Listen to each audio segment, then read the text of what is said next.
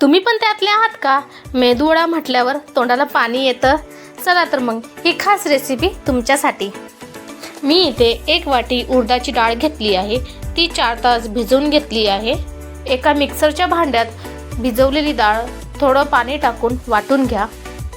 जास्त पाणी घालू नये, मिश्रण पातळ होण्याची शक्यता असते. तुम्ही बघू शकता मिश्रण अगदी व्यवस्थित झालेलं आहे. मेदूवडे अगदी खुसखुशीत होण्यासाठी ते बॅटर आपण फेटून घेऊयात. असे केल्यामुळे मेदूवडे आतून सॉफ्ट आणि बाहेरून क्रिस्पी होतात. मिश्रण अगदी 10 मिनिटे फेटून घ्या.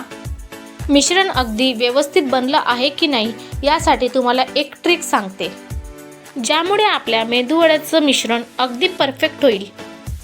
तर करायचं काय, एका वाटीत पाणी घेऊन झालेलं मिश्रण चेक करण्यासाठी ते थोडंसं मिश्रण पाण्यात टाकून बघायचं आहे. बघा मिश्रण अगदी व्यवस्थित झालेलं आहे. कचकच चिरलेला कांदा मिश्रणात घाला. थोडीशी चिरलेली कोथिंबीर घालून थोडंसं जिरे, कढीपत्ता आणि थोडंसं मीठ घालून चांगलं फेटून घ्या. तुम्ही बघू शकता मिश्रण अगदी व्यवस्थित मिक्स झालेलं आहे. काही जणांना मेदूवडे अगदी व्यवस्थित बनवता येत नाहीत, त्यासाठी ही ट्रिक बघा.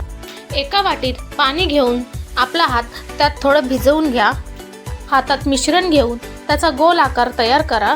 अंगठ्याच्या साहाय्याने मध्ये खड्डा पाडून ते तेलात सोडा. तांबूस रंग येईपर्यंत वडे तळून घ्या. तुम्ही बघू शकता वडे अगदी मस्त झालेले आहेत. व्हिडिओ आवडला असेल तर नक्की लाईक आणि फॉलो करा. थँक्यू.